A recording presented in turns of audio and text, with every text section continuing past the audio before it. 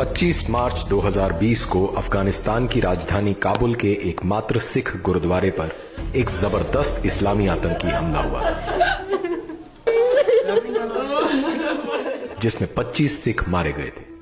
वैसे अफगानिस्तान में गैर मुस्लिमों की हत्याएं और उनके पूजा स्थलों पर हमले कोई नई बात नहीं है, लेकिन 25 मार्च को हुए इस हमले के बाद से दुनिया भर की और विशेषतः भारत की सुरक्षा एजेंसियों की नींद उड़ी हुई है। कारण है कि इस हमले की जिम्मेदारी इस्लामिक स्टेट ऑफ खुरासान नाम के इस्लामी आतंकी संगठन ने ली है।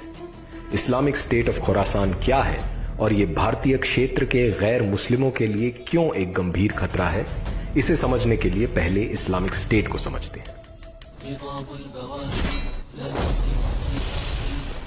We'll begin to slaughter your people on your streets.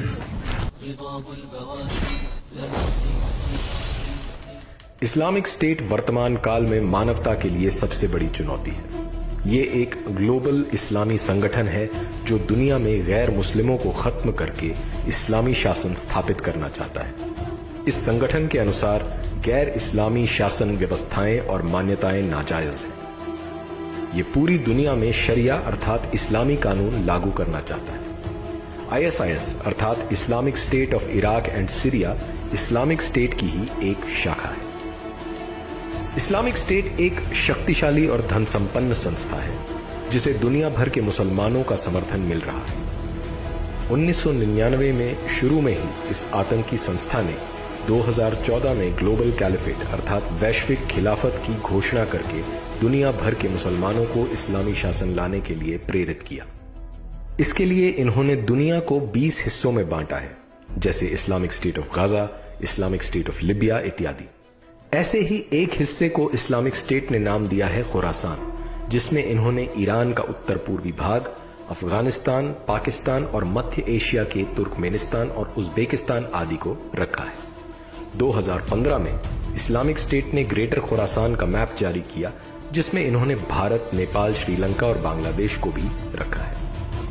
इनका उद्देश्य इस पूरे हिस्से में गैर मुस्लिमों को खत्म करके इस्लामिक शरिया स्थापित करना है। इस्लामिक स्टेट ऑफ खुरासान दुनिया भर की सुरक्षा एजेंसीज के रेडार पर तब आया जब पता चला कि इस्लामिक स्टेट सीरिया और इराक में अपनी जमीन खिसकने के बाद खुरासान को अपना केंद्र बना रहा है। इस्लामिक स्टेट की इस रणनीति के पीछे कई कारण हैं, जिसमें सबसे बड़ा कारण है इस हिस्से की बड़ी मुस्लिम जनसंख्या। पाकिस्तान 96.5%, बांग्लादेश 90.4%, अफगानिस्तान 99.7%, मालदीव्स 100%, इंडोनेशिया 87.2% और ईरान 99.4%। वर्तमान में भारत इंडोनेशिया के बाद सबसे ज्यादा मुस्लिम जनसंख्या वाला देश है और 2050 तक दुनिया में सबसे ज्यादा मुसलमान भारत में ही होंगे। वैसे तो मुसलमानों द्वारा इस्लाम के आरंभ से ही गैर मुस्लिमों को खत्म कर भारत में इस्लामिक सत्ता स्थापित करने के लगातार प्रयास किए जाते रहे हैं, लेकिन भारत में गैर मुस्लिमों के लिए इस्लामिक स्टेट खुरासान का यह खतरा और भी अधिक बड़ा है। सीरिया में भारत के राजदूत रह चुके राजेंद्र अभयंकर के अनुसार इस्लामिक स्टेट के एजेंडा में भारत भी शामिल है। हिंदू बाहुल्य भारत पर कब्जा कर इस्लामिक स्टेट खुरासान पूरी दुनिया के इस्लामिक देशों में अपना प्रभाव बढ़ाना चाहता है। आए दिन पूरे भारत से इस्लामिक स्टेट खुरासान से संबंध रखने वाले आतंकवादियों का पकड़ा जाना इस बात का प्रमाण है कि भारत में इस्लामिक स्टेट खुरासान को मुसलमानों का पूरा समर्थन मिल रहा है।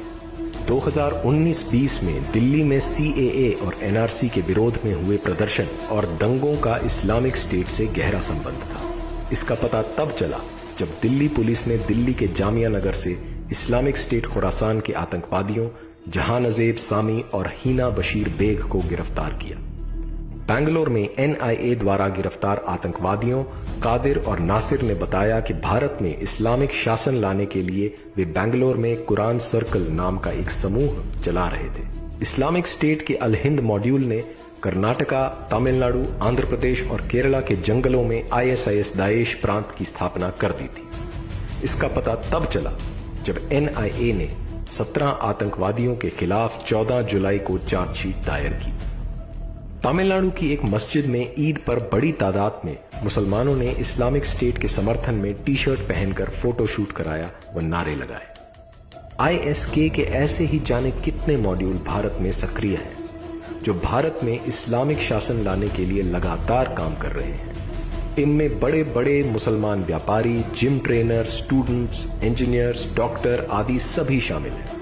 जिहादी विचारधारा वाले मुसलमान या तो सीधे सीधे इस्लामिक स्टेट में भर्ती हो रहे हैं या गुप्त रूप से इस्लामिक स्टेट के अपने एजेंडा को आगे बढ़ा रहे हैं। विशेषज्ञों का मानना है कि भारत में मुसलमान इस्लामिक स्टेट के लिए फ्रीलांस के तौर पर काम कर रहे हैं। अल्लाह की कसम, इस्लाम एक दिन के लिए भी अमन का मजहब नहीं था, बिलाशुबा इस्लाम किताल का मजहब है। इस्लामिक स्टेट खुरासान भारत में मुसलमानों को ऑनलाइन भर्ती करने के साथ साथ मुसलमानों को ऑनलाइन ट्रेनिंग और स्टडी मटेरियल भी उपलब्ध करवा रहा है। भारत में इस्लामिक स्टेट खुरासान की जड़ें कितनी गहरी हो चुकी हैं, इसे इस बात से समझा जा सकता है कि काबुल गुरुद्वारे हमले में भी भारत का मुसलमान मोहसिन उर्फ खालिद अल हिंदी शामिल था। अमेरिका के राष्ट्रीय सुरक्षा अधिकारी रहे रसल ट्रैवर्स ने एक प्रश्न के जवाब में कहा था, इस्लामिक स्टेट खुरासान ने भारत में आत्मघाती हमले के प्रयास किए हैं। हम बाबरी मस्जिद का बदला लेने आएंगे। हम गुजरात के, कश्मीर के और मुजफ्फरनगर के मजलूमों का बदला लेने आएंगे। हम आएंगे, जरूर आएंगे, लेकिन तलवार लेकर आएंगे, तुम सबको ज़बाह करने आएंगे। एक तरफ जहां इस्लामिक स्टेट सीधे सीधे हिंदुओं को खत्म करने की धमकी दे रहा है, वहीं भारत सरकार इसे एक गंभीर खतरा मानने से भी इनकार कर रही है।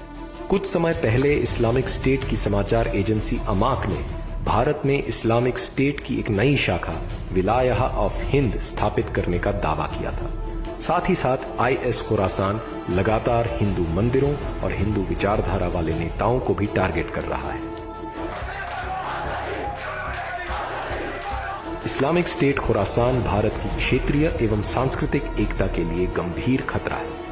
हालांकि भारत सरकार ने इस्लामिक स्टेट की गतिविधियों से निपटने के लिए ऑपरेशन चक्रव्यूह चलाया था, लेकिन ये अधिक सफल नहीं हो सका। भारत में इस्लामिक स्टेट खुरासान के लगातार बढ़ते प्रभाव ने अन्य संस्कृतियों के लिए गंभीर खतरा उत्पन्न कर दिया है। इस्लामिक स्टेट खुरासान ने भारत में शताब्दियों से चल रहे सांस्कृतिक टकराव को एक नई गति दे दी है। गली से ही निकला होता, गली में से ही खींच कर ले गए मेरे बच्चे को, गली में से ले गए मेरे बच्चे को। अगर जल्द ही समाज इनके खिलाफ कड़ा रुख नहीं अपनाता है तो गैर इस्लामिक संस्कृतियों को इसके गंभीर परिणाम भुगतने होंगे।